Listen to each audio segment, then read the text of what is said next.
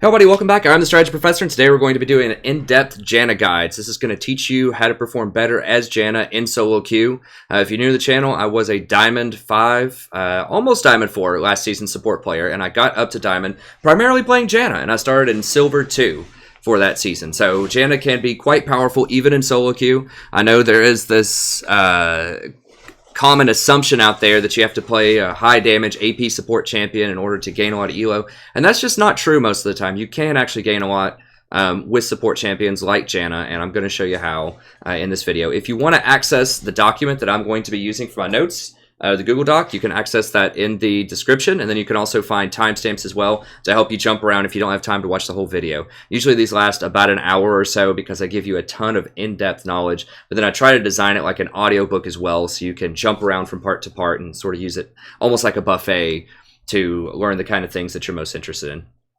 So first of all, let me go ahead and I'll show you my op.gg here really quick. I just thought of this, just to show you that you can actually win with Janna quite a bit in solo queue. So we'll pull this up. Now I have played a lot of Zyra this season. I'm currently Platinum 2, working my way back up to Diamond, started Gold 2. But you'll notice, I mean, my Janna win ratio is really high. It was 58, and I lost a few games in a row here, but really high, extremely high KDA. Zyra is the only champion that's higher for me. I have a Zyra guide as well if you're interested in checking that out on the channel. But you might be wondering, these seem so different, right? So why is Janna so high, and why is Zyra so high, and why is everything else in the gutter so far this season, right? So my Nami's kind of high as well, but it's a low sample size. Whereas in Season 6, you know, my most played champions were mostly tanks. I mean, I had a pretty good Janna run, like I said before. That was a lot of the season was Janna. Then kind of near the mid and the end, I started playing more Tom Kench. But 3 of these 4 were tanks, and there were almost no AP champions yet. In my Zyra, I had very few games and a much lower win rate. So it changes from season to season, what wins and what doesn't. But I think that Janna's in a good position to do very well right now, and that's what I want to start with. So why are utility supports in general strong, and then why is Janna in particular a good utility support to pick up? Okay, well, the ranking system is becoming a bit more consistent. So I talked about this and wrote about this in some of my past videos where because of the introduction of the auto-resolve system and the dissolution of dynamic queue, a lot of people were underperforming because they were no longer playing with their friends. They were frustrated about that, and they were getting auto-filled into roles that they can't play, and so they just were trolling, getting mad, tempers were flaring and such. And it was really difficult to deal with that early on in the season because it was just a mess because so many people were doing that. But the people is starting to get along now. It's about March. So, you know, the season's been around for a few months, and now people that can't play multiple roles, if they're going to get auto-filled, are just not climbing nearly as fast as other people. And so it's starting to shake out a little bit and even out, but that was a major problem earlier in the season that really prevented me from playing a ton of utility supports. Although, as you could see, Janna is still my 3rd most played champion and pretty successful with her. But that's something that's happening now that's opening up more space for utility supports. Because basically what happens, that I talk about in the Zyra guide, is if you can't trust your teammates to perform well, so if you're afraid that a bunch of people are going to get auto-resolved, that they're going to underperform, it can be challenging to win as a utility support because you often don't have the damage to carry through weaker teammates. So yeah, you can shield and protect them, but if they just can't do anything, like if they keep using their abilities incorrectly or they're grossly out of position all the time, or they just refuse to group with you, then it can make it challenging to win. Whereas if you play someone like Zyra, you always have the potential to catch someone out and just get these multi-kills later in the game to win. So that's what has been happening. Also, tanks weren't very popular, which is what's going on right now. I'll transition to this point. Tanks weren't very popular before because their itemization was bad, and the damage champions were so powerful, especially the assassins, that tanks just didn't really have time to come online, and they could just get melted. But now that they've nerfed a lot of those lethality abusers, and particularly the poke champions, Varus, specifically, because I talked about this in my 7.5 patch notes analysis, but there wasn't a need for tanks as much earlier in the year because you could just use poke champions like Varus to start your fights. So basically, you just keep chucking arrows at them until you hit a few, and then all of a sudden they can't fight. Boom, it's done. So you don't even need a tank to run in there and start fights. So as a consequence of that, people were playing Varus, and other poke champions, as well as things that are good against poke, which was primarily assassin type of champions. So there just weren't a lot of tanks. And when there aren't a lot of tanks, then Zyra blows everyone up on their roster or any other AP support. But mostly Zyra. She's really, really good. And so utility supports just weren't as good. Utility supports also scale very well with resistances. And I'll talk about that here in just a second. But basically, when tanks come back, when they get stronger, which they're doing right now, that makes utility supports a little bit stronger. Sorry, I have like a cat hair or something in my nose here. So, because the games are slowing down, that gives utility supports more time because there's going to be more team fights. There's probably going to be more tanks. There's going to be less snowbally, out-of-control champions. So, I think that all of this favors utility supports. Okay, so... Jesus. Okay, there I got it. The resistances are another reason that heals and shields work very, very well. So how does this work? I talked about this in my previous video, and I've got a link for it here, my stats and itemization video. That was from a few months ago, though, so some of the newer people of the channel may not have seen this yet. I did leave a link there if you want a more in-depth guide about stats and itemization. Some of the items have changed, you know, over the course of this season, most notably ZZ Rock Portal, which I talk about a lot in there, which is garbage now, but was pretty good then. I look okay here? Yeah, I'm just like worried there's like, I just like imagining a huge like hairball hanging outside of my nose. But anyways, so how does this work? Why are resistances really good? Well, I linked the League Wiki armor here, which you can take a look at, and it gives you the formula for how armor works. But basically, every point of armor, this is the main thing to keep in mind, every point of armor requires a unit to take 1% of its maximum health and physical damage to be killed. So it takes 1% more physical damage to cut through an armor user. So that's what it is. Every point of MR works the same way. Every point of MR and every point of armor adds 1% to your effective health towards that type of damage. So every one armor gives you 1% more effective health against AD, and the same is true of magic damage. So here's an example. If you have 1,000 HP and no armor, then it takes 1,000 physical damage to kill you. If you have 1,000 HP and 100 armor, it will take 2,000 physical damage to kill you because it's 100% more damage to kill you, which is 2,000. And the thing to keep in mind is that shields and healing scale with this. So when someone gets something like a Janna shield, if Janna shields you for 300 and you have 100 armor, it's going to take 600 physical damage to break that shield because armor and magic resist apply to shields. The same is true of healing. So if someone were to heal you for 300, if Janna were to heal you with her ultimate for 300, then that means it would take 600 physical damage if you had 100 armor to cut through that 300 healing that they gave you. So I did that right there. Conversely, if you're someone like Zyra and you deal 300 damage and the enemy has 100 magic resist, then they're only going to take 150 damage. So let's go back to this scenario again. If you have 1,000 HP, let's say that Zyra does 1,000 damage to you off of her abilities, and you have 100 MR, then you're really only going to take 500 damage. Whereas if Janna shields you, and you have 1,000 HP, and you have 100 MR, then it's going to take 2,000 magic damage to cut through that shield, if she shields you for 1,000 somehow.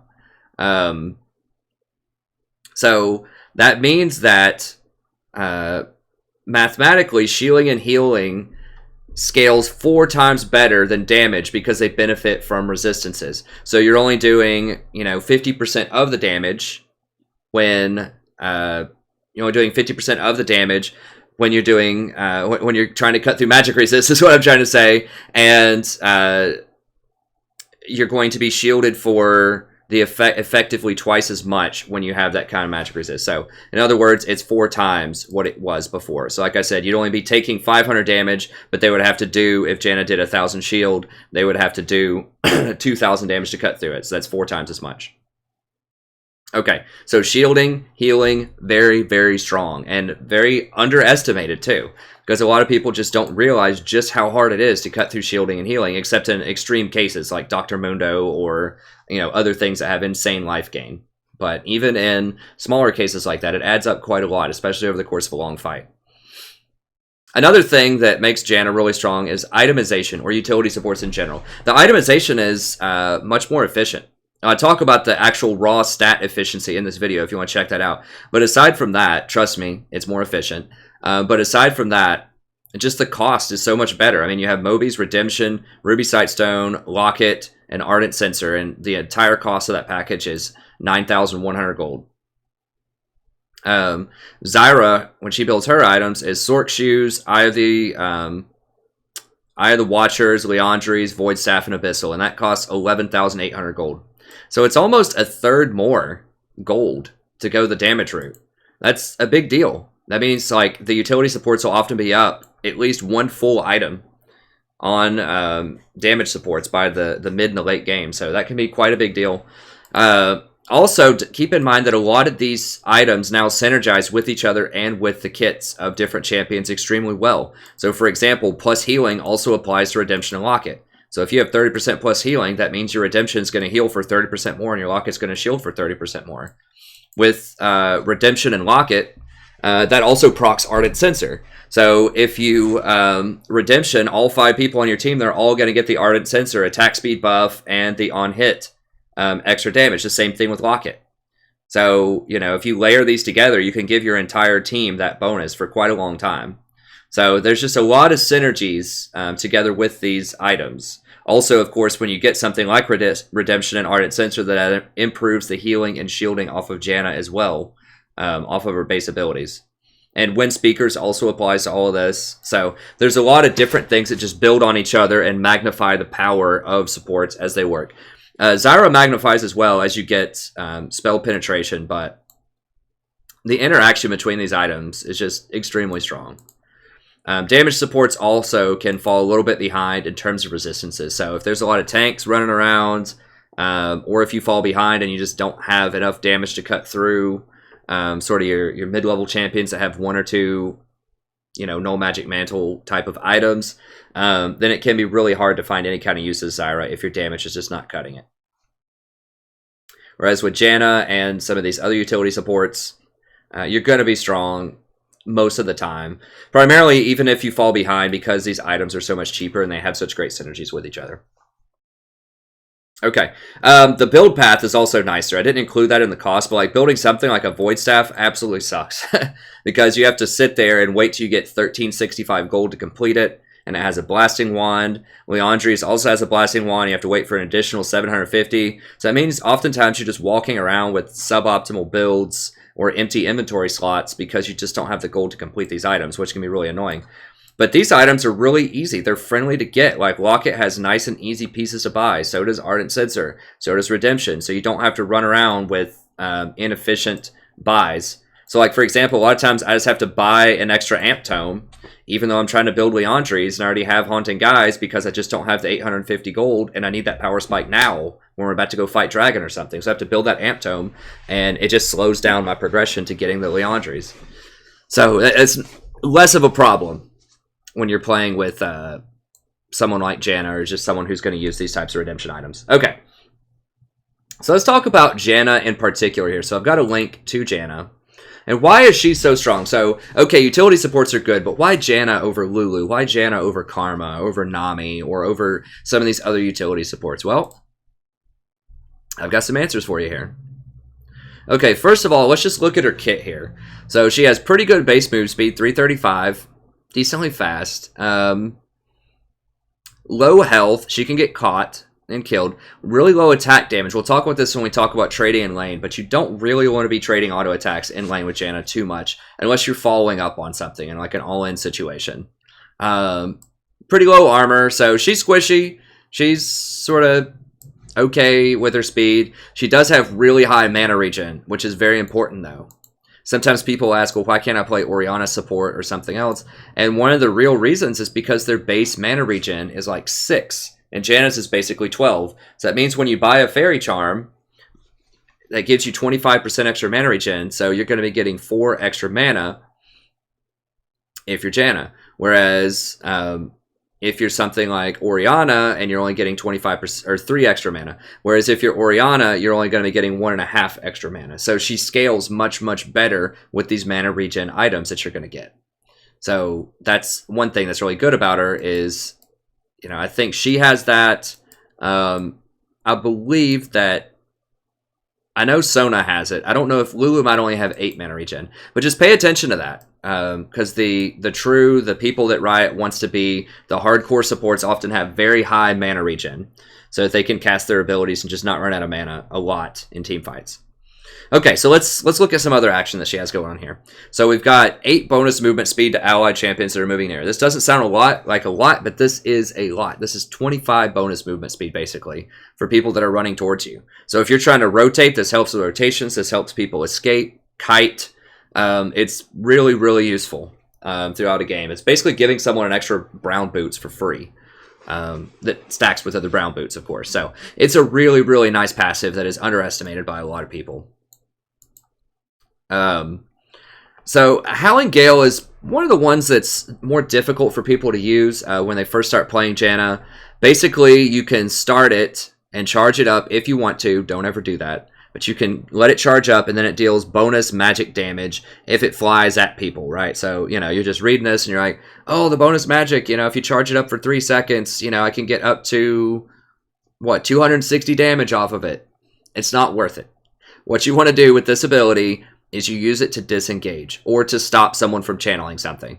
So if a Leona is trying to go on your AD carry, as soon as they hit that E on them, you throw a tornado at them. You have to double click it if you're on Smart Cast or whatever they call it these days, Instant Cast. And it'll throw the tornado instantly in that direction, and it'll knock anyone up who it hits. And if they're in the middle of some kind of like movement type of thing, gap closer, then it'll knock them out of it, unless it specifically says it won't knock them out of it, like a Malphite ult. You can't stop a Malphite ult with it.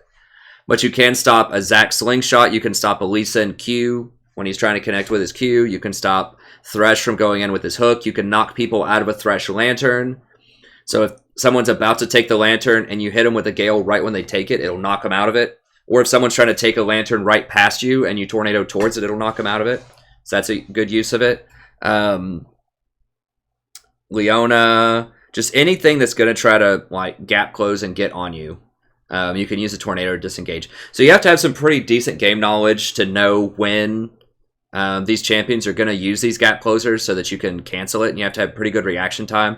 So Janna is a very reactive champion. You have to understand situations and you have to react to them accordingly, which in many ways can be more difficult than engaging. Like engage champs, you just see someone open and you go. But with react champions, especially Janna, you have to understand when they're going to go and you want to stop them from doing their stuff. So you don't get to choose when it happens. You have to predict when it's going to happen and stop it. So in many ways, I think the reaction is tougher than the initiation a lot of the times. And the tornado is one of the make or break skills of a good Janna. Either you land good tornadoes or you don't, and it's bad. So you can also use it to stop channels. So you can use it to stop a Katarina ult. You can use it to stop Fiddlesticks from channeling when he's going to ult. You can knock Jhin out of his ultimate or Xerath out of his ultimate if you can somehow get close enough to do that. So yeah, it's helpful. You can knock Caitlyn out of her ult. She's going to get it back in like 10 seconds, but the person that she's trying to ult, you know, they might just get away before she can retarget them. So there's a lot of things that you can prevent and stop with Howling Gale. So you just want to throw that in a line towards the thing that you want to prevent. Now, it doesn't have great range. They nerfed the range a long time ago. It's 850, which is okay. Another notable aspect of this is you can throw it while you're running. So you don't have to stop and channel it. It doesn't have a cast animation. It's basically instant. So while you're running away, if someone's trying to gap close and jump onto you, you could just throw a tornado back at them. It'll knock them back.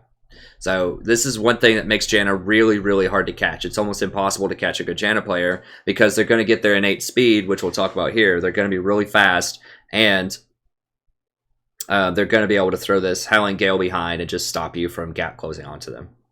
So that's why you should use it as, you know, don't use it as engage most of the time. Like maybe if you're trying to chase people down and they're about to try to do some kind of movement thing, you can stop them.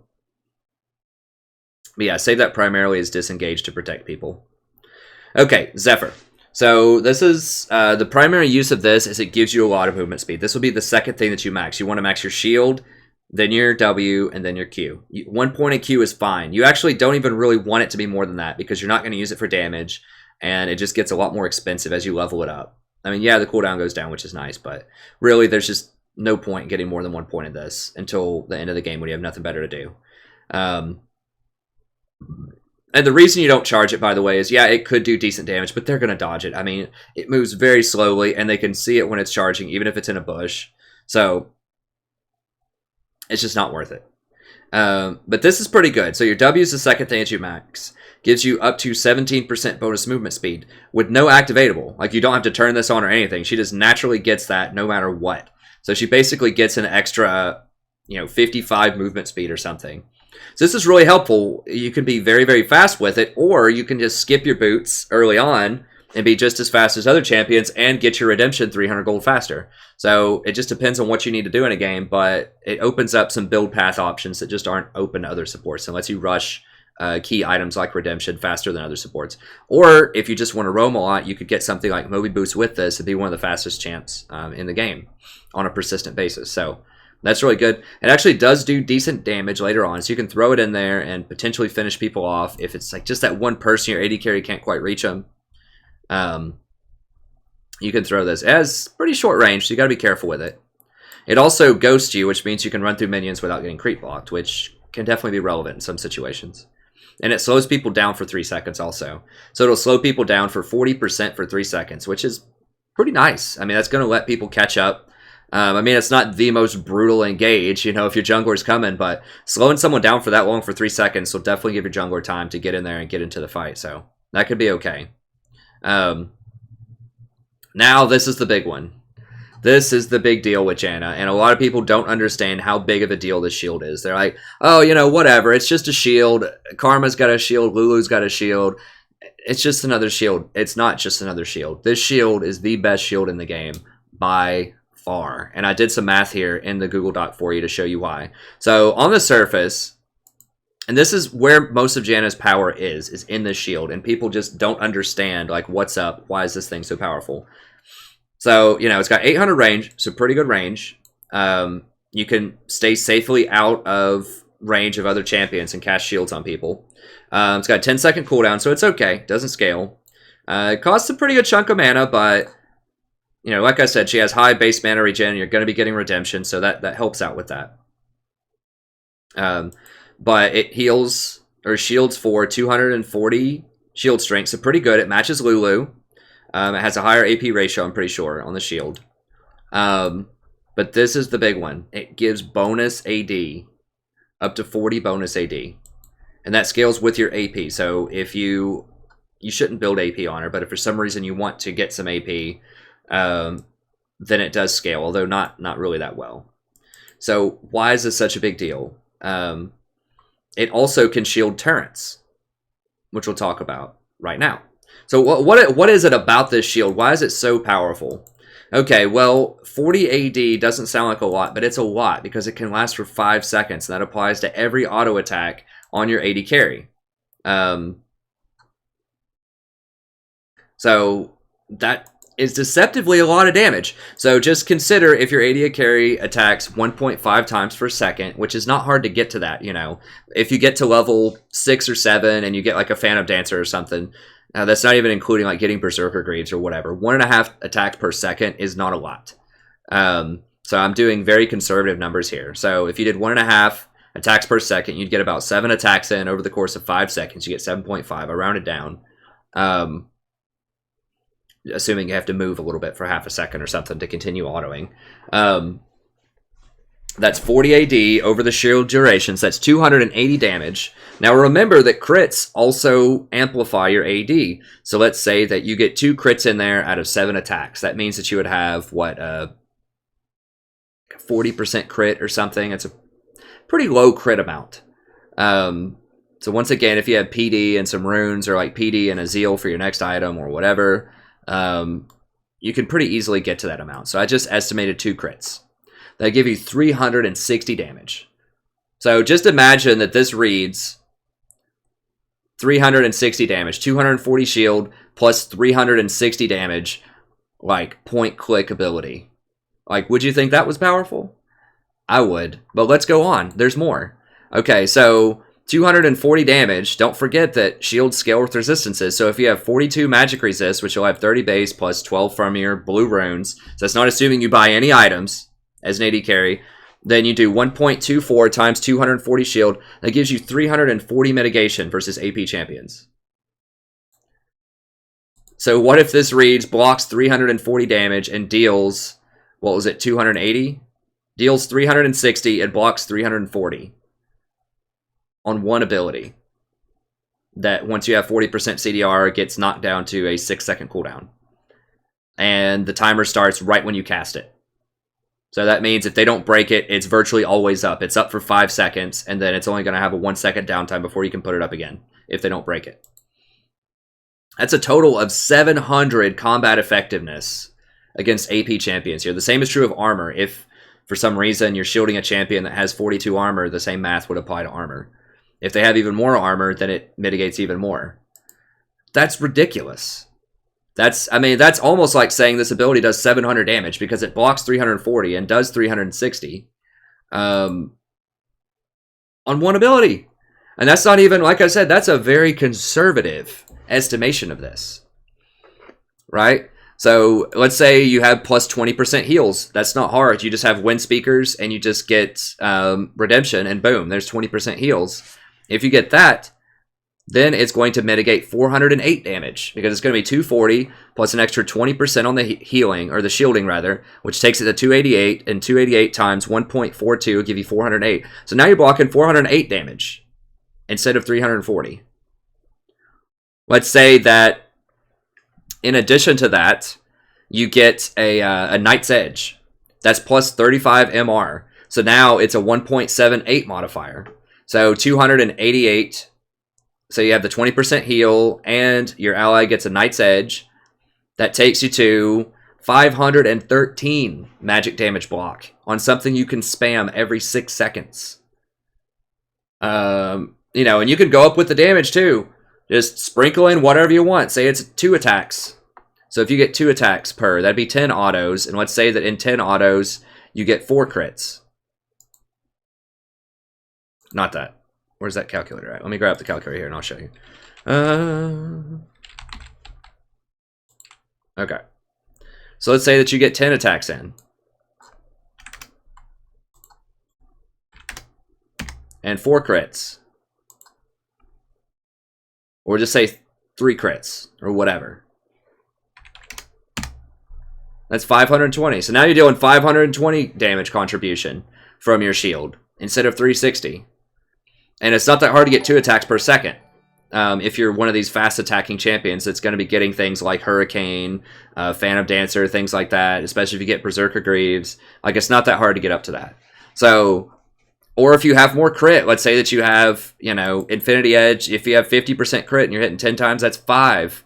And you're getting the extra crit modifier off of Infinity Edge. Oh, and you're rolling into people and doing like bonus damage based on your AD if you are Vayne, for example. It just goes on and on and on. Anything that's going to give your AD carry extra attack speed, or any of their abilities that scale off of AD damage, or anything that's going to give them crit, is going to make their shield even more powerful. So these are just baseline numbers for really basic, simple stuff that you could have in the mid-game. And it goes up from there. Also, it could mitigate damage to towers. Look at that as a nice little bonus. So let's look at towers real quickly.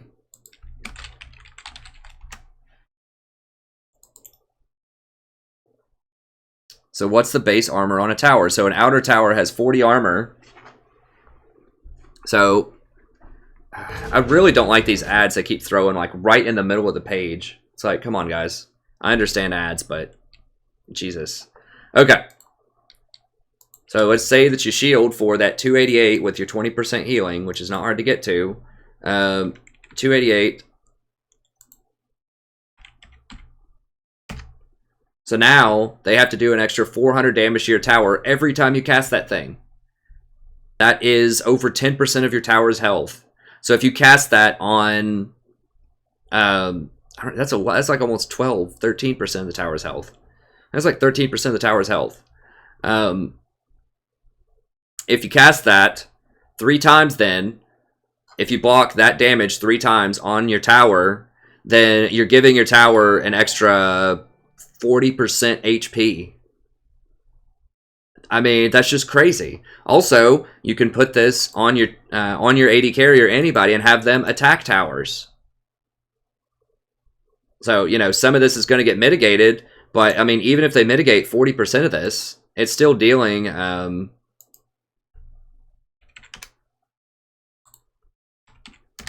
it's still dealing an extra 216 damage to towers over the course of that, which is really important.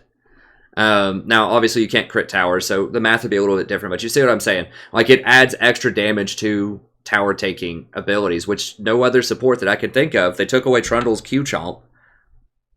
Very few supports can help take towers other than just auto-attack the tower, basically, because you can't cast magic abilities on towers, usually. But with her, you can slap that on your AD carry or anyone else who attacks really quickly. I mean, slap it on a Master Yi who's sitting there just like, you know, pop, pop, pop, pop, pop, pop, pop, and it's going to, you know, add on an extra 500, 600 damage to the tower. So she can defend towers very well. She can take towers very well with it. She can add in a bunch of damage into a fight. She can prevent a bunch of damage in a fight, and it scales extremely hard. It scales with plus healing. It scales with resistances. It scales with AD abilities. It scales with crit. It scales with attack speed. It scales with virtually every stat in the game.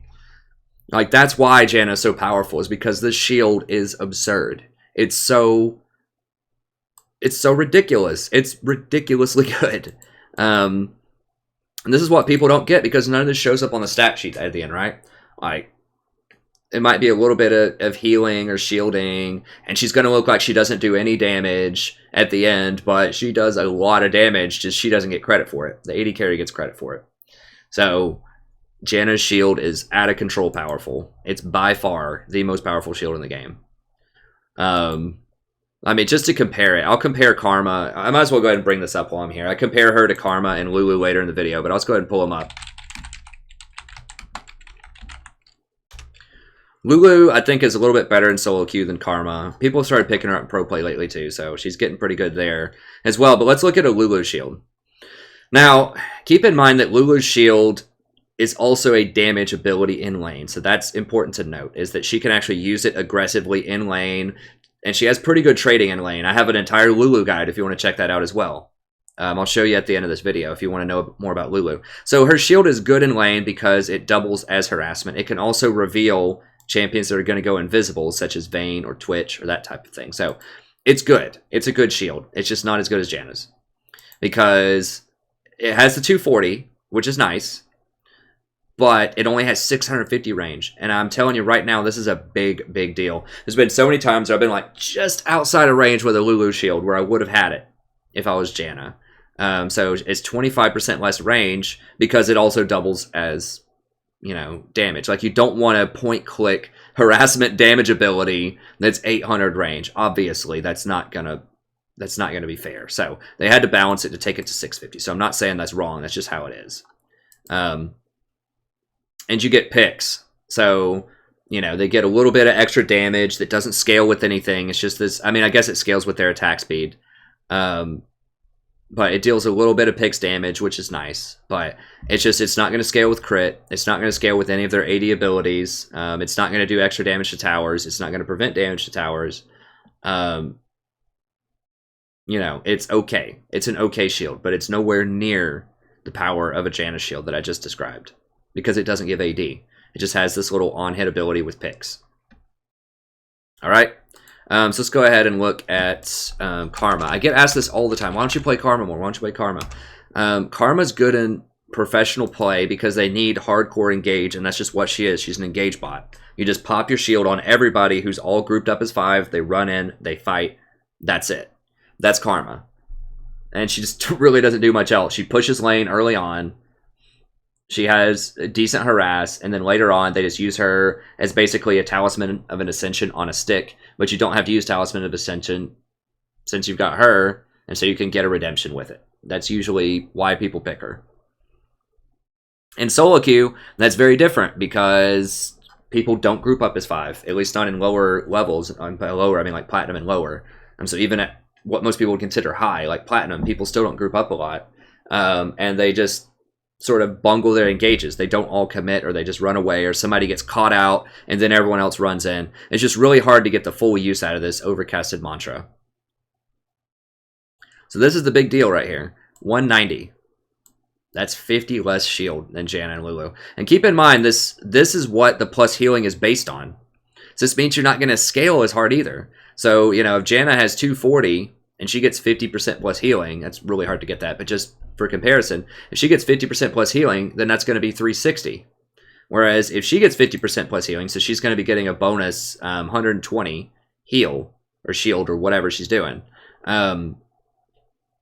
With this shield, you're only going to get 95 bonus. So it's only going to go to 285. So instead of getting the 120, she's only getting 95, which adds up. It adds up quite a lot over time. So it's a lower base. It doesn't scale nearly as well with the plus shielding. Just the one redeeming quality is once every 30 seconds or so, you get to do an overcast, which gives you a bonus shield of 210.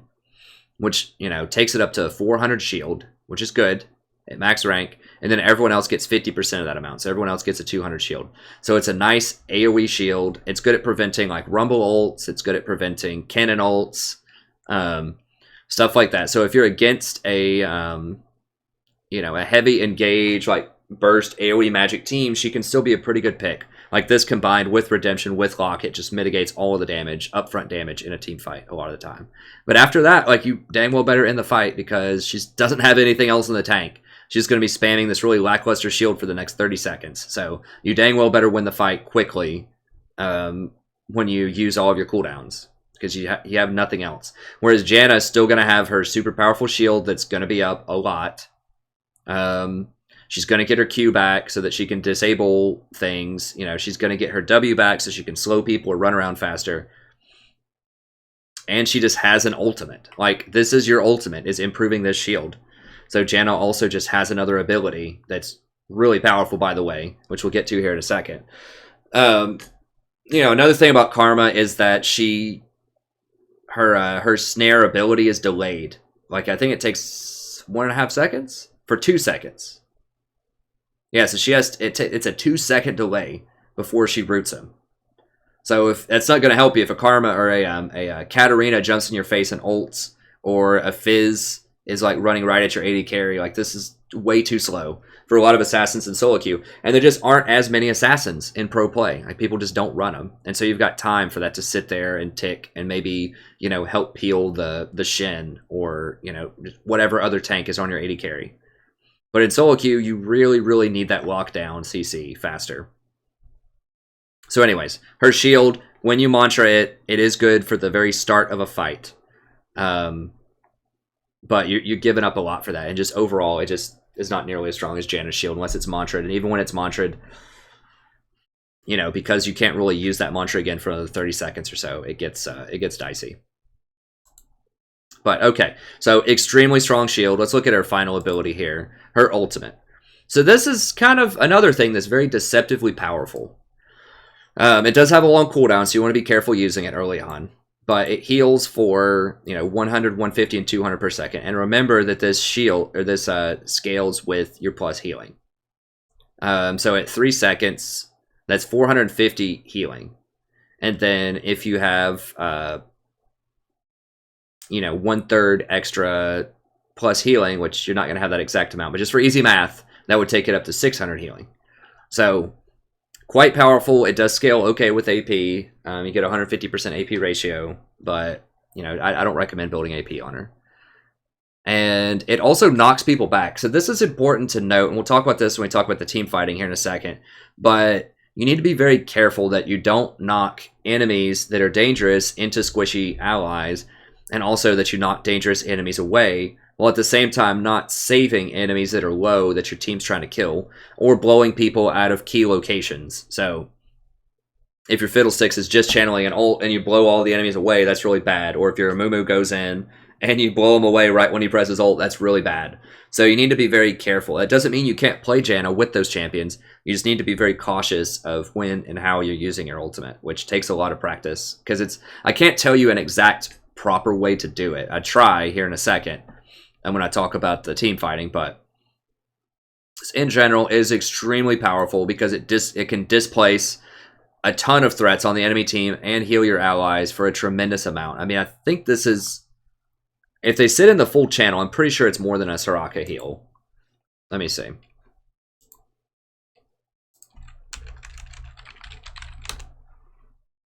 I should have compared it to Soraka too, because people always want me to play Soraka and they always ask about Soraka. Yes. Now when the target's below 50%, its healing is increased by 50%. Okay, so that's getting closer. That'll take you up to 525 at the top end.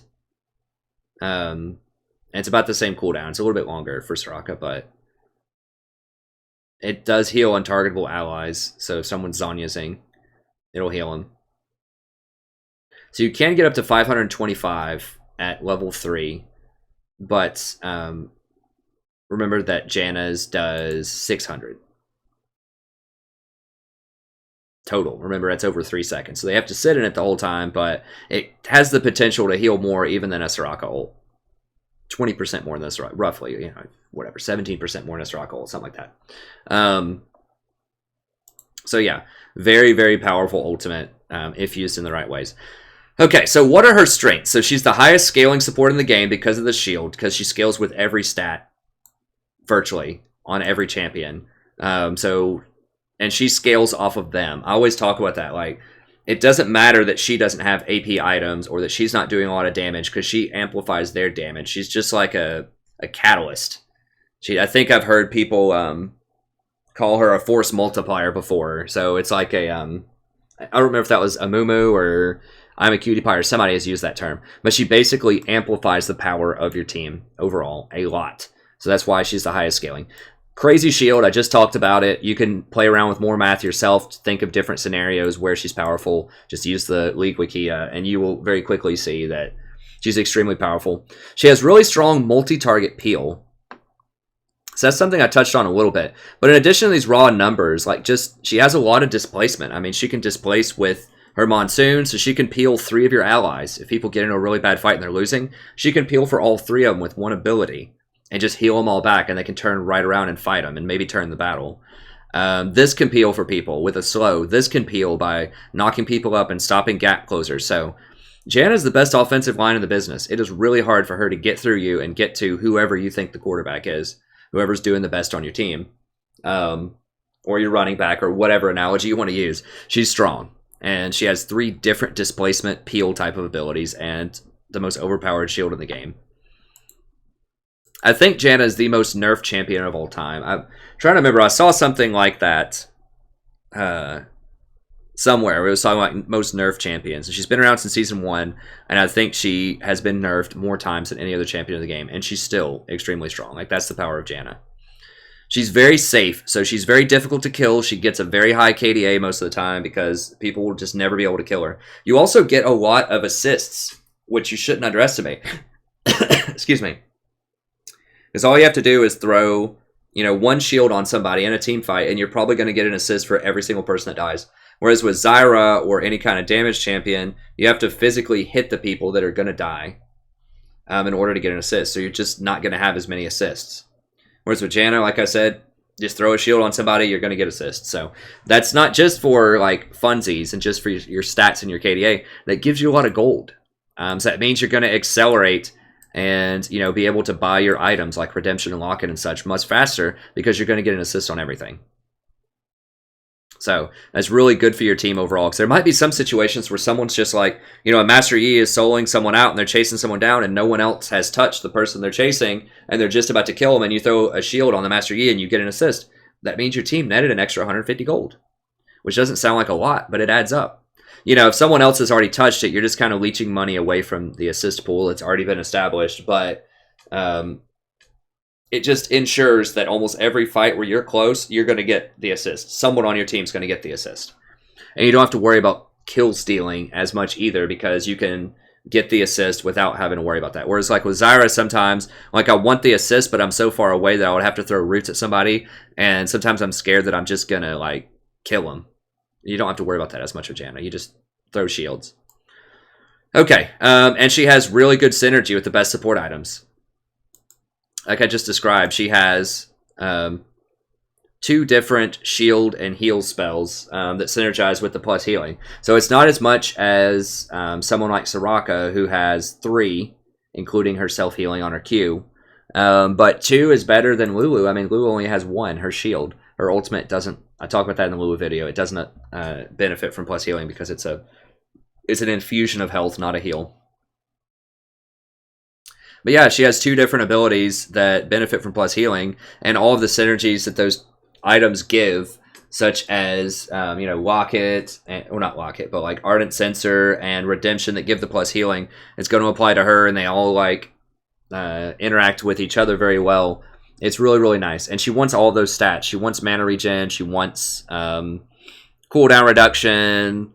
She doesn't need a lot of HP or armor or tankiness. So that's useful. Whereas this is a problem with tank supports right now, is someone like Nautilus basically has to get Janna items. Like you have to, not Ardent Sensor, but you have to get Redemption, Locket, and Ruby Sightstone most of the time. And he doesn't need like the mana regen as much. He needs more tankiness. So yeah, she's just in a really good place with the best items right now. Whereas some other champions just aren't, but they have to get it anyways. Okay, well, how are we looking on time here? We're doing okay. We need to probably pick it up a little bit near the end. But she's the highest scaling support in the game for reasons I just described. Absurd shield. Oh, strengths. Okay, weaknesses. Sorry, I'm a little tired. Working my way through it here. It's difficult to initiate plays. So you can't, it's ill-advised for you to walk up and try to W somebody and start a fight. I've done this before if my team's just lollygagging around and just not initiating. Sometimes I'll walk up to throw a W. Don't do that. You're opening yourself up to getting engaged upon. So it's really hard to start plays, and sometimes you just have to sit there and just watch your allies not fight. So that can be a problem. It's difficult to overcome underperformance by your allies. So if your top lane goes 0-10 and your jungler goes like 0-7, it's going to be hard to win those games. It's hard with any support. If you have something like Zyra, you can maybe catch and just kill 3 people later in the game and just miraculously come back. It's harder to come back with Janna, although you can stall very well at towers with your shield, so if you do have high scaling champs, you can stall out and potentially come back and win games better than almost any other champ because you can shield those towers. And you can delay the wave from coming in if you charge your tornado at a tower and then just like shoot it straight through the wave. It knocks them up for like a second in the air. It gives your team more time to clear those minions before they reach the tower.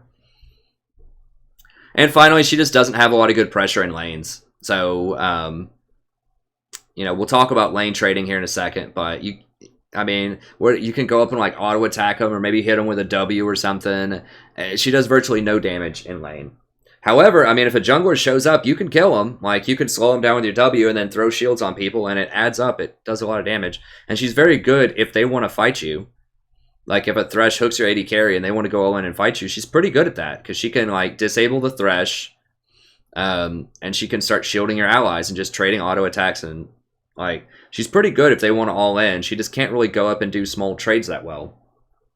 For the reasons I'll describe in a little bit. She's just not as efficient as other champions. So, usually she's considered a pretty weak lane in terms of, like, your ability to harass and influence sort of what the enemy's doing. They're just basically going to get to free farm most of the time. But it's really hard for them to do a lot to you also because you can disengage so well. And it's really hard for the jungler to come down and stop your AD carry from free farming. So she's not like as much of a buzzkill as Soraka. Like you can do some stuff. But she does kind of force a stalemate in bot lane, at least for the early to mid game. Often. Okay. Let's talk about matchups. So she's good with champions that scale really hard that are going to be buying either Hurricane or just some kind of attack speed items. Because remember, attack speed is very, very good with her shield because it lets you get more hits in. So Vayne, very powerful. She not only like really wants a lot of attack speed, but she also benefits from bonus AD on her Q. So on her tumble, it could give up to an extra 50% AD. So that means you're adding 20 extra damage on top of the 40 that she would normally deal off of her normal auto attack. So that's a lot. That's a lot of extra damage on Vayne. Twitch is the same thing. His ultimate gives AD. He's going to get him a bunch of attack speed, and he has the ambush. I'll just pull up these champions and just show you really quickly some of the best ones that where you should play her.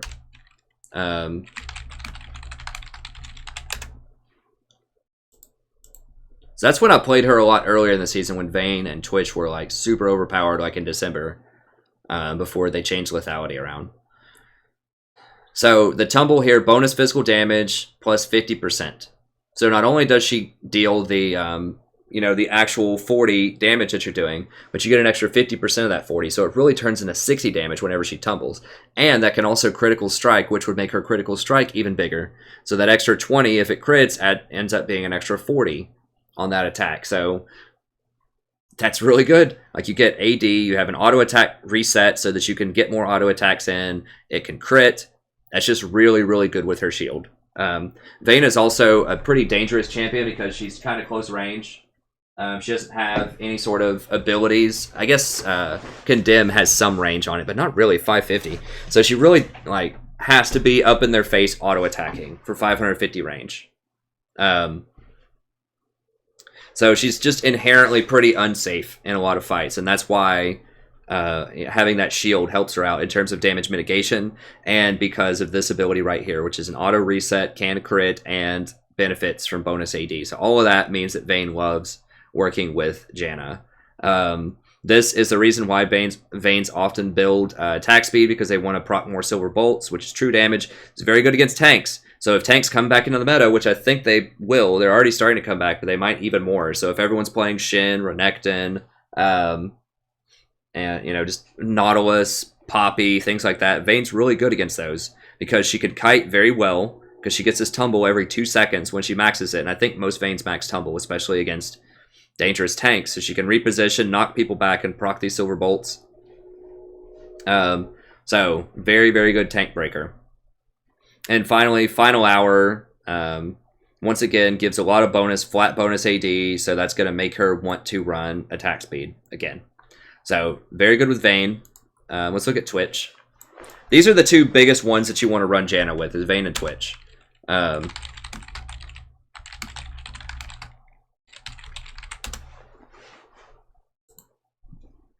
So Twitch. So why is it so good on Twitch? Well, he's another one that wants a lot of attack speed because he wants to stack this poison, which gives a lot of true damage. And this right here is a major one. So it gives him extra attack speed. So that 50% bonus attack speed is a really big deal. Because that's going to mean you're going to be hitting them more when that shield is up. Also, Twitch has really long range when he opens up and with his ultimate. And so that means he's going to be able to get off a lot of attacks with that shield up from a safe distance before people are going to break it. So it's going to be a lot more damage over time. He's also very dangerous, has virtually no escapes. And yeah, so that means that he needs the protection of the shield a lot. Its cooldown is reset if the enemy dies while affected by deadly venom. Okay. And he gets bonus movement speed. Okay. Venom cast, doesn't matter. Contaminate. This also scales off of your bonus AD, so he has another ability that scales off of bonus AD. So that's good. Maximum physical damage, yeah. So bonus AD there, attack speed steroid, bonus AD steroid, and he hits multiple targets. So this is a huge one. So if you get that bonus AD that's critting and hitting multiple targets, then it's not just 40 extra damage. If he hits a bunch of people, now it does fall off 20% damage per enemy, and I'm not going to do the math on that. But if you're hitting, 5 people with a Janna shield, then they're all taking extra damage because of that shield. So, whatever damage that would be. So it'd be like, what, 40 on the first one, 20% less, like 32 on the next one. That's 72 extra damage. 24 on the next one. So even if you only hit 3 people, that's 40 plus 32 is 72 plus 24 is 96. So 96, hit them 7 times, crit on a few of them, and all of a sudden that Janna shield has just contributed like 800 or 900 damage. So yeah, really big deal with the Twitch. And that's not even, talking about the bonus AD scaling on his Contaminate, or I guess he doesn't get bonus on his poison, but just it's a lot of damage and power when you Janna shield a Twitch when he opens up, especially later in the game. He already does an obscene amount of damage to people, and that just puts him way over the top of that Janna shield. Caitlyn, once again, has headshots, gets a lot of crit, gets a lot of attack speed. Jinx, a lot of crit, a lot of attack speed, steroids. So really powerful. Draven, he benefits from that bonus AD.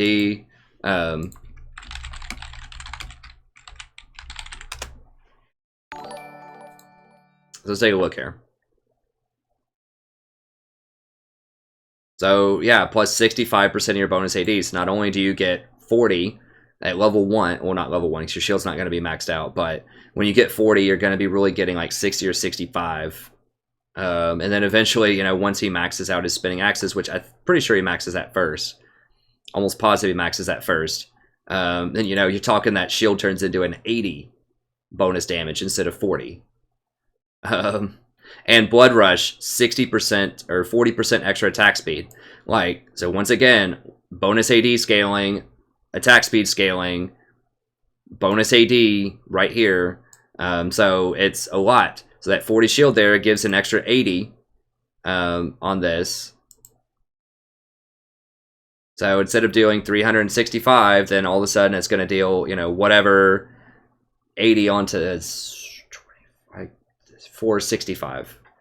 In addition to all of his other stuff. So very, very high scaling, okay? Very, very high scaling on all these champions. So anything that's going to auto attack and get attack speed and that benefits from bonus AD or has any kind of other on-hit effects. Kog'Maw would be another one who'd probably be pretty good. Although he doesn't have the attack speed anymore. He just has the... whatever. She's good with Kog'Maw too.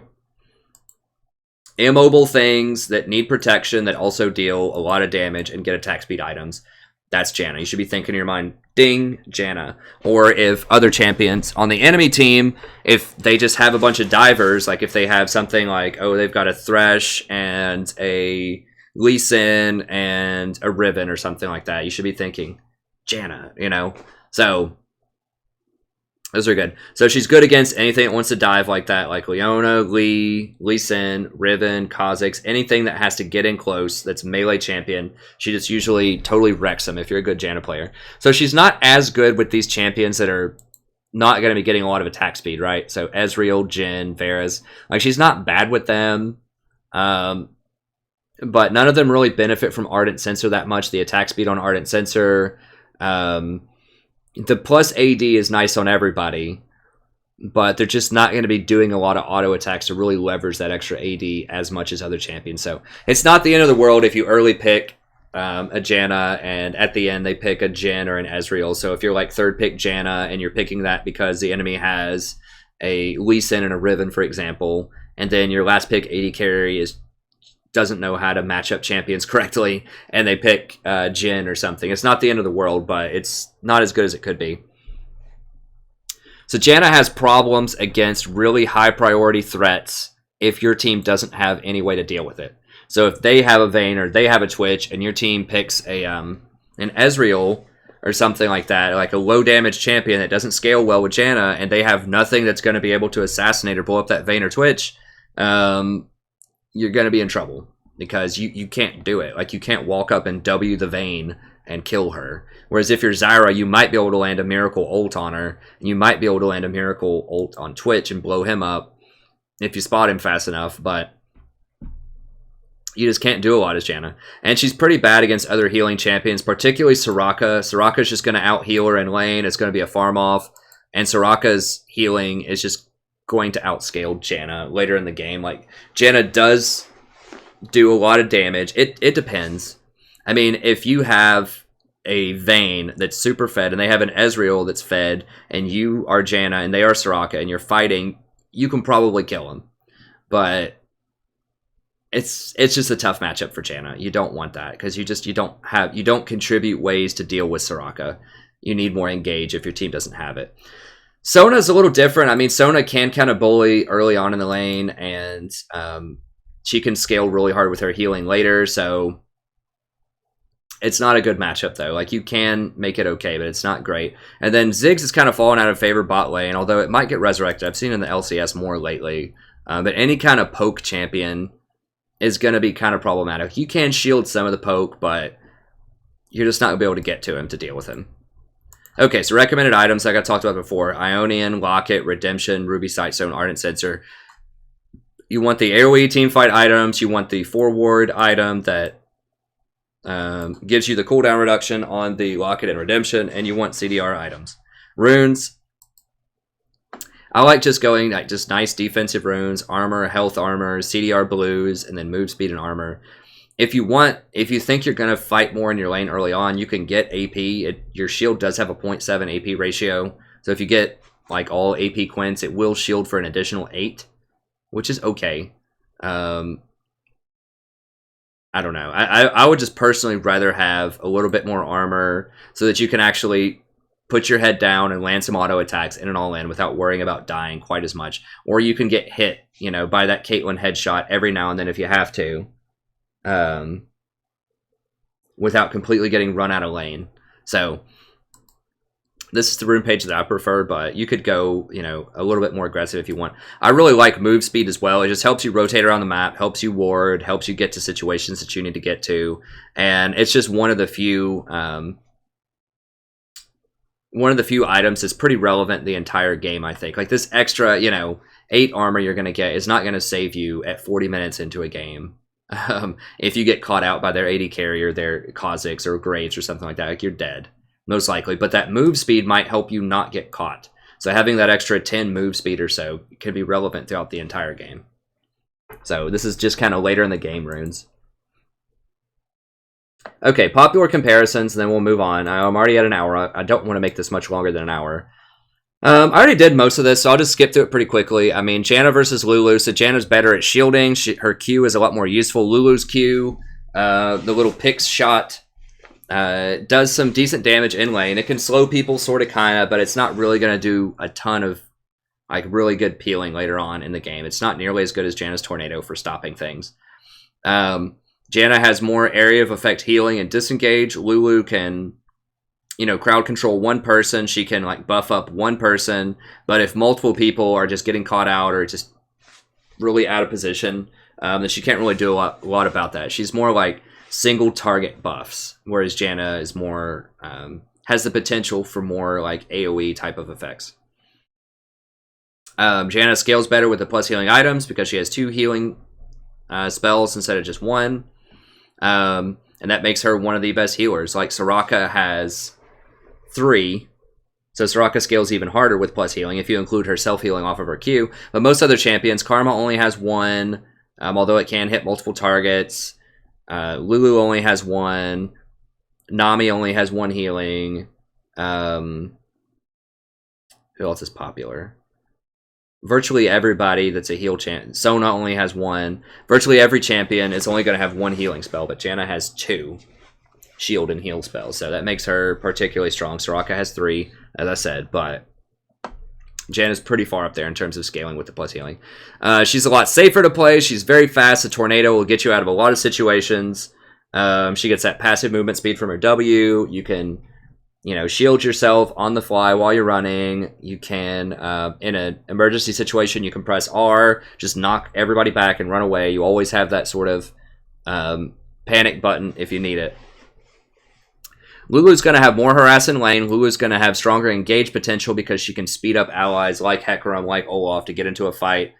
She has greater single target burst healing. So Janna, you have to like sit in that ult and heal over time. Whereas Lulu's is just boom, there it is. I agree, Lulu is hard to play. So she has greater single target healing. And Lulu has better sort of long-term crowd control with her W is for 2.25 seconds. That's a long time to lock people up. Whereas Janna is just like little bits and pieces, like her, Q can kind of knock people up. Her W can slow people for 3 seconds, which is good, but it's a slow, it's not a stun. Her ult can knock people back and heal. So Janna has a lot of different ways that you can disrupt people well, but Lulu is just good at locking up that single target that's a huge threat, the assassin that's running around, pretty well with her W. So Janna versus Karma, I already talked a lot about it. Janna has stronger base shields. She has much stronger crowd control over time. She has much higher scaling later into the game, and I think she's just a lot more useful later in the game, especially for chaotic solo queue. Like, the only thing that Karma has going for her is her mantra E, like, basically it's the Talisman of Ascension with a little mini locket on top of it, which is strong, but that's it. Like, once that's done, once that shield breaks, or once that movement speed dies off after 1.5 seconds, you can't really do anything for another 30 seconds. So she's very all-in team fight champion. You dang well better have a good engage because you're not going to be able to do much else for the rest of the fight. But solo queue is just too chaotic. People just won't group. They won't engage properly. So I personally just don't like Karma that much in solo queue. I mean, she's okay. Like I said, if you're trying to prevent, if they have something where they're going to engage onto you that you need to run from, so like a Fiddlesticks or a Rumble or maybe even like a Jarvan ult, just something that's going to do like a lot of AoE damage is going to be difficult to get away from, then maybe you can run her. But overall, I think it's problematic. I think Karma's easier to play than Janna.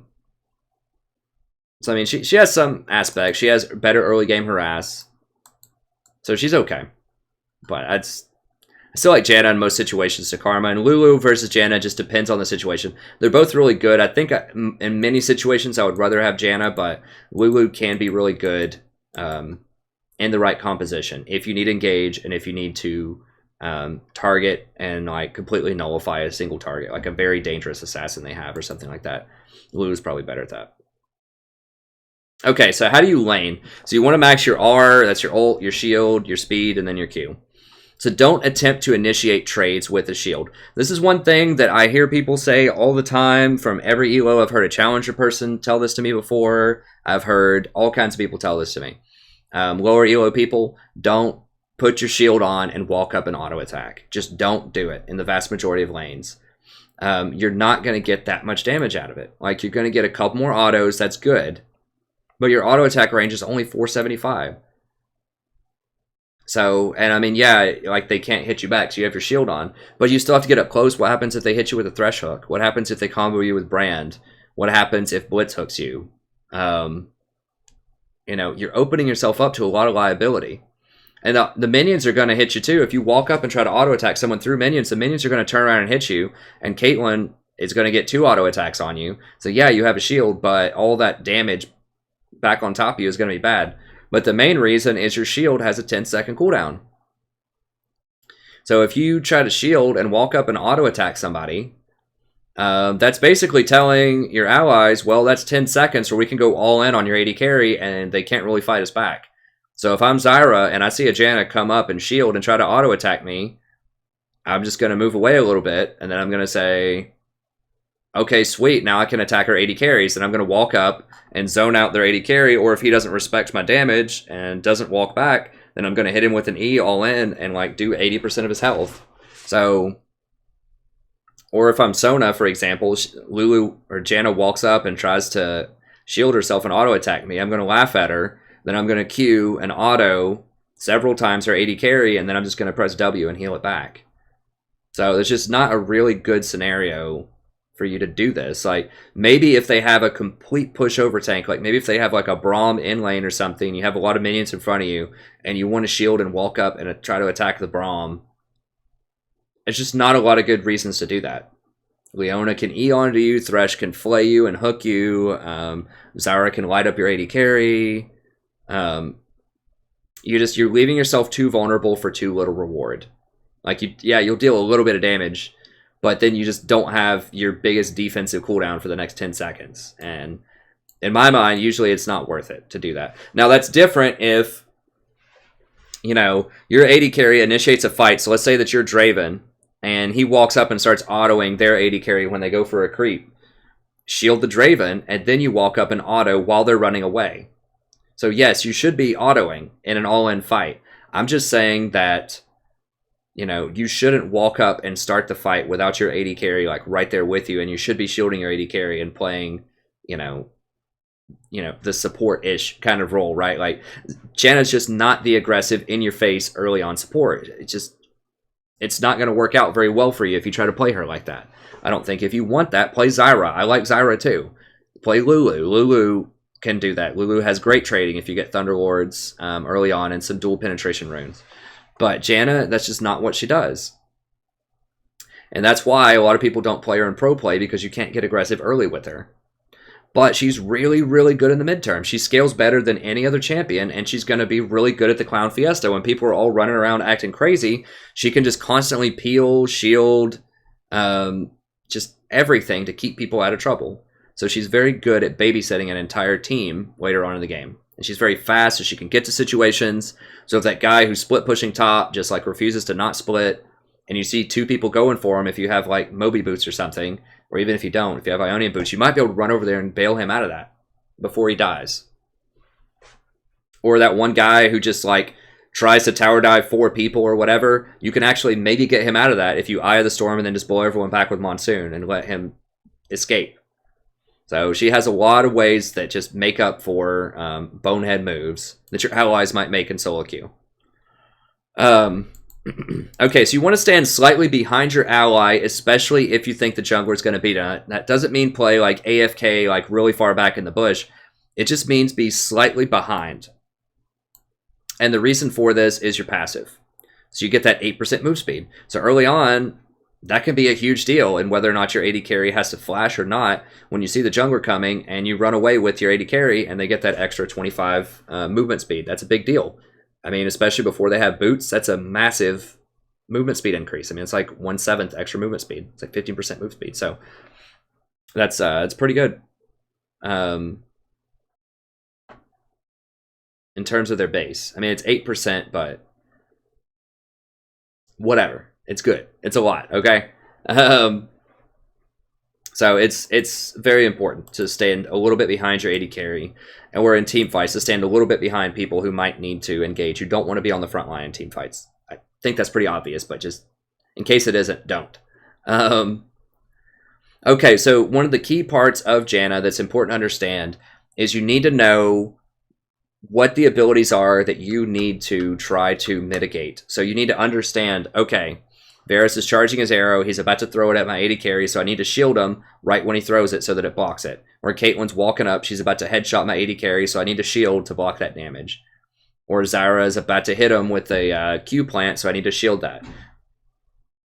So she's a very reactive champion, which means that you have to have decent reflexes and you have to be able to predict what's going to be happening in the game.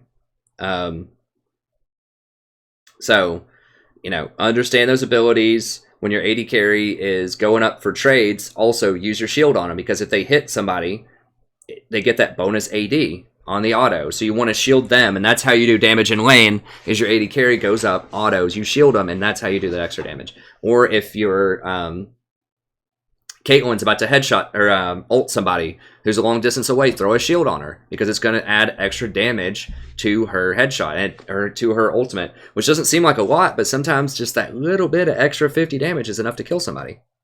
Same thing with Jhin. Jin's ulting, shield him, does extra damage on his ult.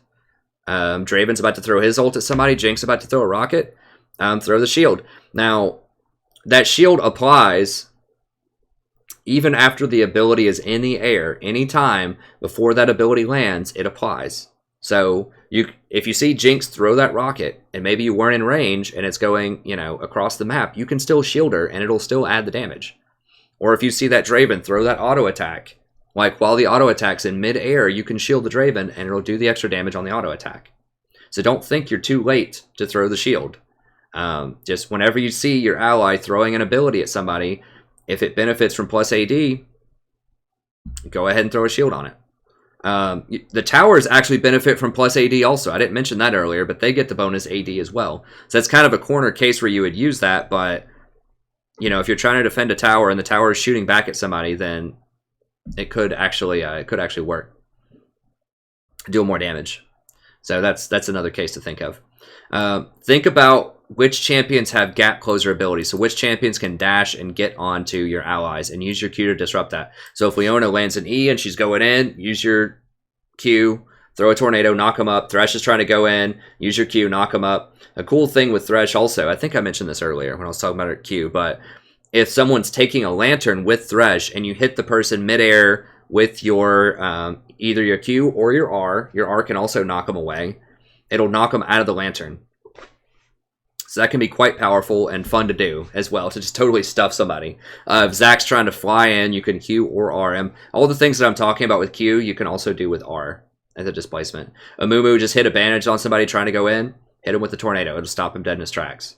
So There are a lot of abilities that you can block with this. Basically, anything that's a dash, where it doesn't specifically say cannot be stopped, like a Malphite ult, then it's going to be able to stop them. So it's pretty helpful.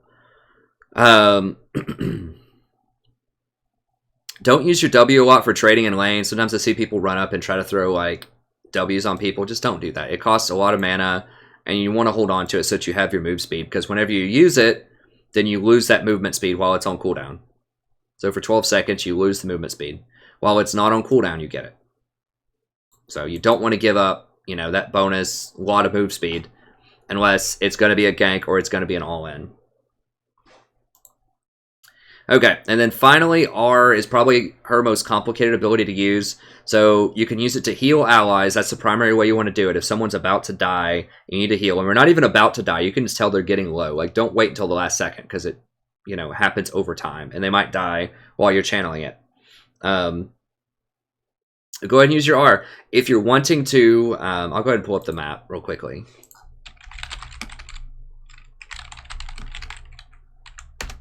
I'll show you what I'm talking about, how you can do this bot lane. No, not that. Just click on it. What the? I thought it was view image. Okay, here we go. Okay, so this is a very common scenario. Let's say bot lane, you're fighting against an enemy AD carry, and an all-in's happening right here, right? Everybody's fighting, you've got Janna. So what you want to do then, let's say that they are a Vayne and they just pinned your Draven into a wall here, and you're standing right here. Right, and it's going, you know it's going to be an all-in fight, and you've shielded him, you've used a lot of your other stuff. You have a couple of options that you have to decide on if you're standing here and Vayne's right here, and he's rolling in, trying to fight this Draven. Number one, when you ult, you want to make sure that the Draven's going to get your heal. But number two, you have to decide, well, where do you want to put Vayne? Is you can ult right now and blow her all the way back if you think it's going to be too dangerous to keep fighting her. And then that'll give your Draven a chance to run away. If it's just too crazy, if their jungler's coming in, or you're just really losing that fight badly, then maybe you do that. However, another option is you can rotate around here, blow her back into your Draven, and get the heal on the Draven, if you think. And also, let's say their support's like right here, just behind the Vayne as she's like tumbling this way. If you go to right here and you ult, then you're going to knock their support away, and you're going to knock the Vayne this way to heal. So you want to think about where you want to place champions, and this just takes a lot of practice and a lot of game knowledge on where and when you should use this ability correctly. But number one, you want to make sure that it heals people that are injured, but number two, figure out where you want the enemies. So if you think that Draven's going to be able to kill Vayne after the healing once he gets out of his stun, then blow it right here. But if you think that they're going to do too much damage to you, then, you know, position down here a little bit and blow her back this way and heal. So you have to make the call on that. And the best way to use the ultimate also is to try to split up enemies in useful ways. So like maybe they have a Soraka that is trying to, you know, heal this Vayne, and Vayne's getting kind of low. If you split the Soraka away, then she won't be able to heal because she's going to be out of range. So it's tough choices like that that make R a very difficult ability to use. So you want to make sure that you don't knock away enemies when your allies are about to kill them. So for instance, if like Kennen was running in through here and there's a huge fight down here, and I blow away this Vayne, and Kennen just like flashes right here and ults, and I just blew away the Vayne, or an Amumu, you know, comes in or something like that, and you blow them out of somebody's ultimate, that's gonna be bad. Like, don't save enemies. Now, sometimes you have to choose, do I want to save an ally or save an enemy? Like, sometimes you don't have time to think correctly, and you're like, yeah, I've got to save this enemy, and it sucks, but if I do that, then I'm going to make sure my ally doesn't die. And sometimes, you know, you might make the mistake of, oh, I think I can blow them into my team, but they just don't have enough damage left, and then I blow Vayne into two people here, and she gets a double kill on him or something, and you're just like, what? How does that happen? So, you know, you gotta think carefully about it. You can also use flash to position as well. So let's say you're like running up here, and Vayne's fighting, and you're not gonna have time to get over here and reposition. You can walk over here and flash and knock them back. Or let's say that your team is chasing them over here, and you're getting very close to them, let's say their support and their AD carries here, and you have your jungler and your AD carry here, you can walk up to here and you can flash on the other side of them and ult and blow them both back into your team. So that's tricky to do that because you're using 2 long cooldowns, both a flash and an ultimate. So I don't recommend that most of the time unless you know you're going to get multiple kills, or if you get 1 kill right here, let's say that their support gets out, but you kill the AD carry, and you just spotted their jungler top lane, so you know if you get that kill, then you're going to be able to take this tower with your jungler. Something like that. So don't use that ability. Don't just do that willy-nilly with the flash ult, but you can do that if you're going to get some big stuff out of it, like multiple kills, towers, dragons, something like that. And remember, if you push enemies into walls also, it stuns them. So if you walk up to here, and Vayne's like right here, and you ult, and you push her into the wall, it's going to stun her, you know, for, I don't remember how long it is. It's like at least half a second, if not a whole second. It's probably not a whole second, but it's noticeable that if you push someone into a wall, it does temporarily stun them. So that would give Draven time to get out of this and react. Okay. Disengage. Yep. Okay, so it just talks about all that. So that's pretty much how you lane. Team fighting is very similar. You just want to hang out in the back, try to shield people. You want to prioritize your shields on people that are dying. So it's cool to put it on the AD carry so you get that extra damage, but it's more important to save allies from dying, because remember, the defensive aspect of the shield scales with resistances, where the offensive factor is going to get mitigated by armor. So the resistance portion is much stronger than the damage portion of the shield. So you need to be using it on people who are taking damage. Even tanks, like throw it on your tank, because remember, the more resistances, the merrier. You know, that 300 shield that you're going to throw out with Janna, if they have like 200 armor or something, good luck cracking that. It depends. I mean, if your tank, if they're just running past your tank and trying to get to your AD carry, obviously you have to switch over and prioritize your AD carry. But don't be afraid to throw your shield, especially your first one of the fight, on someone who's tanky or on the engaged person. Like, don't feel like you have to save it just for your AD carry. You can use it on engaged champions also. So just remember that your primary job is to prevent damage to allies. So you're not there to do your trick engages by like running up behind enemies and flash ulting them into your team. That looks cool if you do that, but that's not why you're playing Janna. You're supposed to be defensive, shielding allies, protecting people. You're supposed to be the offensive line. And one of the frustrating things can be you have to wait on other people to start the fights. You can't be the one that starts it. Like, I've tried so many times where I get frustrated, not so many, but a couple of times where I'll walk up and try to W to start a fight. I'm like, okay, they're slowed, let's fight. And then someone catches me with something and it's a bad situation. They just don't do that. You have to be patient. You have to wait.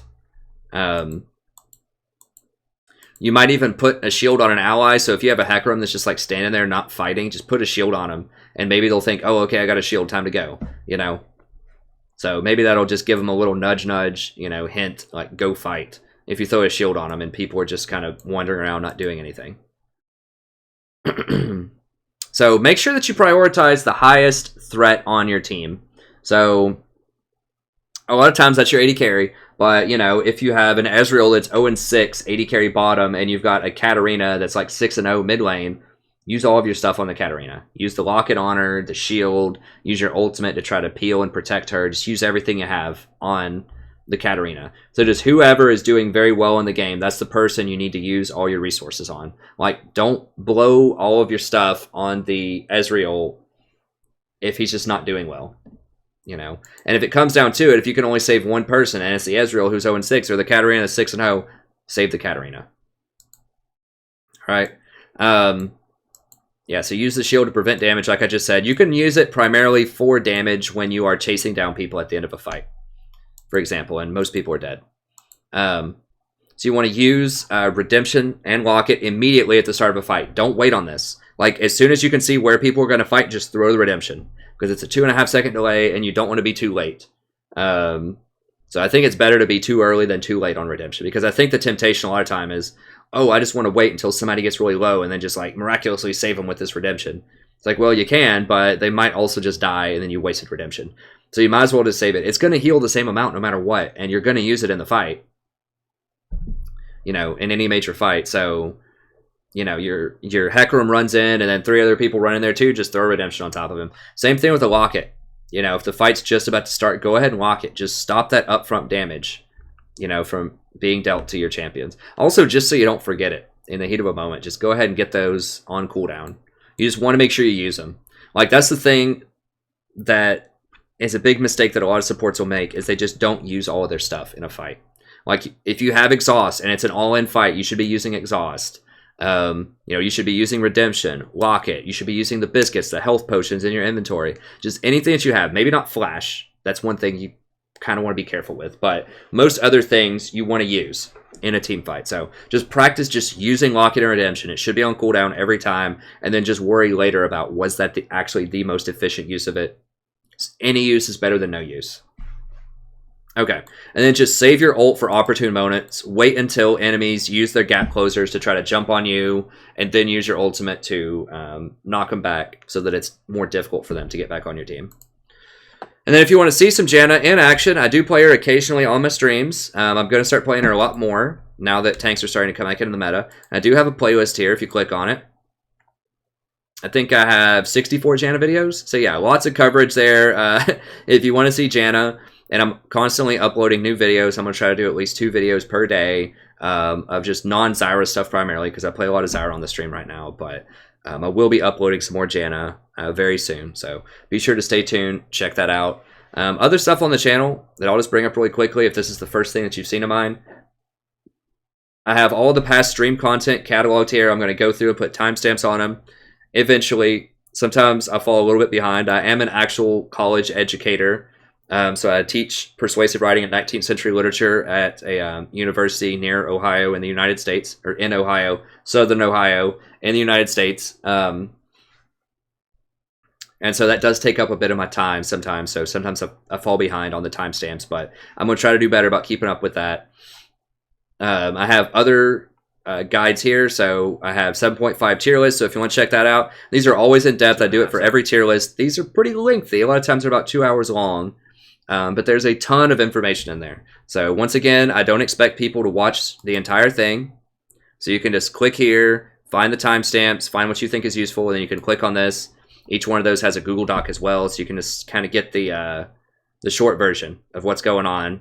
So if you just want to know about the meta change predictions and the patch notes, you can just read that first and then just skip the tier list part. Or if you just want to hear about, what do I think about the top 5 champions here,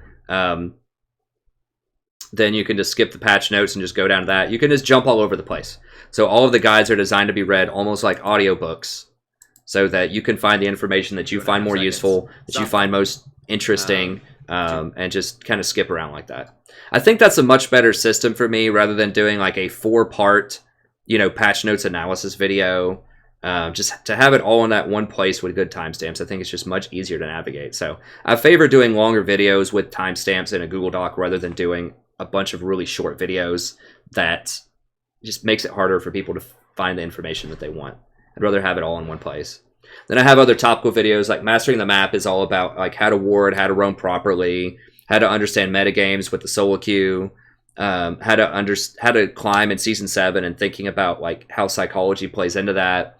So there's a bunch of different videos that are helpful, and I'm going to be adding on more of these very soon. Then I have more of the individual champion guides. I'm going to try to do one of these a week if I can. I'm doing Janna right now for this week, and my next one will probably either be Tahm Kench or Nautilus. Get some tanks in there too. Then I have playlists. So I have the Janna playlist, but I have a bunch of others too. So I have 29 Nautilus videos, 56 Tahm Kench, 27 Zyra, 16 Malzahar, 19 Alistar, although most of these are old Alistar, 14 Nami, 7 Lulu. So I'm going to be adding on a bunch of that as well. And also have some Total War content if you're interested in that. Legendary campaigns, no auto-resolve abuse, no assassinating ores, just good, clean fun.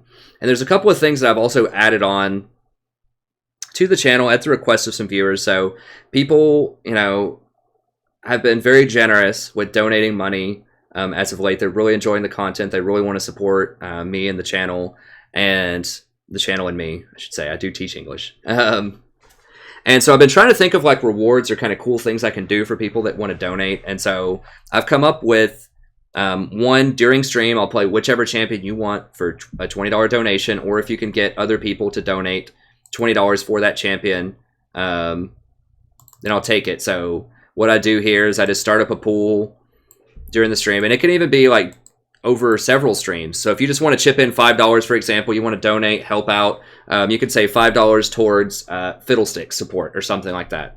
And then I'll keep a running tab right here, and then other people can say $5 Fiddle, and then maybe 2 other people see that, and they're like, yeah, I've been wanting to donate $5 too. I think that's been pretty cool. I'll go ahead and throw into that. I think it'd be fun to see Fiddle. Because a lot of times people don't think something will be really interesting until you suggest it. Like, the power of suggestion is very powerful. So then 2 more people chip in, you know, $5 for Fiddle. So now just keep tabs on that, and as soon as we get to 20, just play a game. If it's something that I can play in ranked, I will. If it's something that I don't feel comfortable playing in ranked, then I can either try to play it in flex queue or normal game. So far I've done a Teemo support, a Cho'Gath support, a Vayne support, a Master Yi support, Blitzcrank, I think Braum. I've done a bunch of supports, including like really wacky stuff, like I said, like the Master Yi and Vayne and stuff like that. So a lot of people have been having fun with that on the stream. People that just wanted to donate anyways, and now I get to do something fun for them, so that's cool.